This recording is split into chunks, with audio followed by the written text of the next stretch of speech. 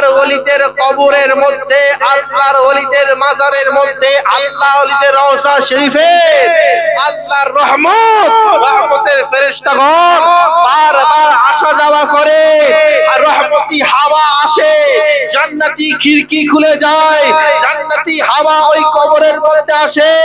আর ওই কবরে যাওয়ার মধ্যে, কবরে যাওয়ার পরে যখন তুমি ওই আল্লাহর ওলির দরবার থেকে হাওয়া তোলো, তুই রহমতের হাওয়া, জান্নাতি হাওয়া, আরে ফেরেশতাগণ তোমার দোয়াটা আল্লাহর ওলির সাদকায় আগে নিয়ে জান্নাতে চলে যায়, সুবহানাল্লাহ, আগে নিয়ে আল্লাহর দরবারে পৌঁছে যায়।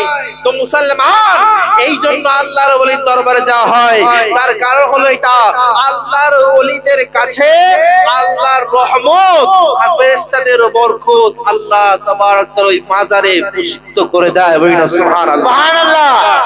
এটা শুধু আল্লাহর ওলির ক্ষেত্রে নয়, যদি কোনো ব্যক্তি কবরে পৌঁছে যায়, কবরে পৌঁছানোর পরে যখন ফেরেশতার দলে তিনটি প্রশ্নের উত্তর দিয়ে দেয়, আমার আল্লাহ তাবারক তাআলা বলেন, আরে কোন কবরের মধ্যে জান্নাতি খিড়কিটা খুলে দে, ওর কবরের মধ্যে জান্নাতি লেবাসটা পৌঁছে দাও, যাতে ওই বান্দার যাতে না কোনো কষ্ট হয়। বলি না সুবহানাল্লাহ।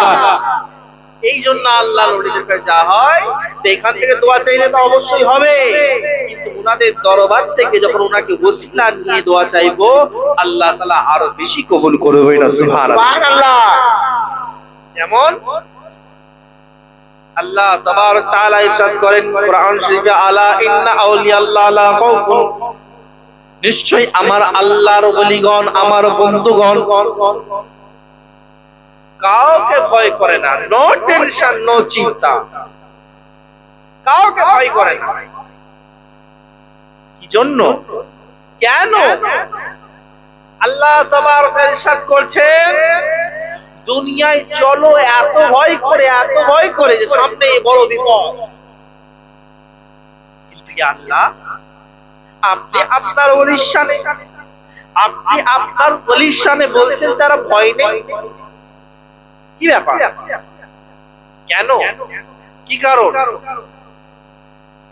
আল্লাহ তাবারক তাআলা বলেন, আল্লাহ তাবারক তাআলা হাদিস শরীফে, হাদিসে কুদসির মধ্যে আল্লাহ ইরশাদ করেন, যখন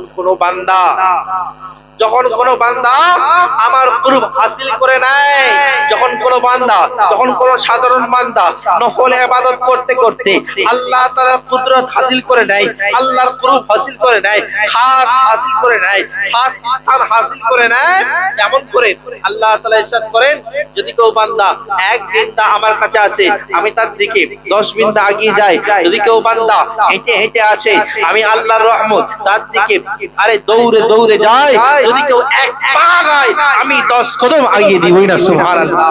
আল্লাহ তাবারক তাআলা বলে, যখন আমার কোন বান্দা আমাকে মহব্বত করে আমার উপর ইবাদত করতে করতে এতটা মকবুল হয়ে যায়, ও আল্লাহর হাত আমার হাত হয়ে যায়, ও আল্লাহর ও বান্দার পা আমার পা হয়ে যায়, ও বান্দার চলা আমার চলা হয়ে যায়, ও বান্দার দেখা আমার দেখা হয়ে যায়। সুবহানাল্লাহ। তার মানে কি আল্লাহ তাআলার হাত হয়ে যায় নাকি?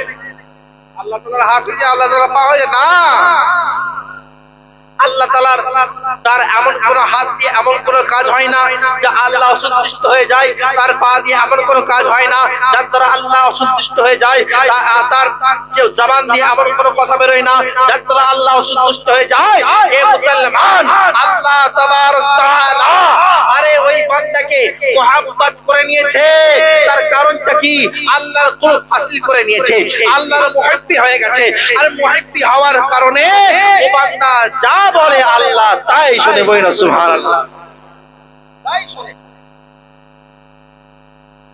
তো আজ যেহেতু পীরানে পীর রওশন জমিন 11 শরীফের উদ্দেশ্য করে আপনাদের এই মাহফিল, ইনশাআল্লাহ আমি প্রথম আউলিয়া আল্লাহ, তারপরে ইনশাআল্লাহ সাহাবী রাসূল হয়ে রাসূল পর্যন্ত থেকে ইনশাআল্লাহ।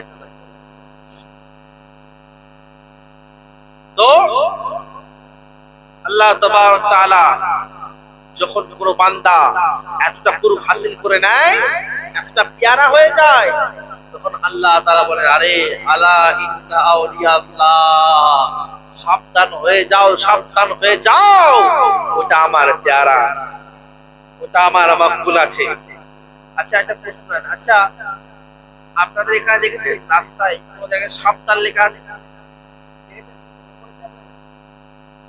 আপনাদের রাস্তায় ইলেকট্রিক বোর্ড আছে, সাবধান লেখা আছে? সামনে বড় টার্নিং আছে, সাবধান লেখা আছে? রেল লাইন আছে, সাবধান লেখা আছে? বিদ্যুৎ তার আছে, সাবধান লেখা আছে? কেন? কি জন্য? বলছি এই বিদ্যুতে যদি হাত দেওয়া হয় মরে যাবে। যদি সাবধানে রেল লাইন পার না হয় ট্রেন এসে মেরে দেবে। বড় টার্নিং আছে, যদি সাবধানে না যায় হয়তো ওই দিক থেকে একটা গাড়ি এসে অ্যাক্সিডেন্ট হয়ে যাবে। সামনে স্কুল আছে, যদি আস্তে আস্তে যদি না যায়, জোরে যায়, সামনে কোনো বাচ্চা আসলে দুর্ঘটনা পড়বে। সুতরাং যেখানে দুর্ঘটনা, যেখানে বিপদ, সেখানেই জোরে বলে সেখানেই সাবধান। তো আল্লাহ তাবারক তাআলা আপনার বন্ধুদের আগে সাবধান কেন? অন্য কিছু বলতে পারতেন, সাবধান কি জন্য, কি কারণে? আল্লাহ তাবারক তাআলা রে দুনিয়ায় সাবধানের জায়গায় অসাবধান হলে হবে দুর্ঘটনা, তোমার মৃত্যু, অ্যাক্সিডেন্ট। আর এ ওলি আল্লাহর সাথে বেয়াদবি করলে তোমার ঈমানটাই নষ্ট হয়ে যাবে, তোমার ঈমানটাই নষ্ট হয়ে যাবে।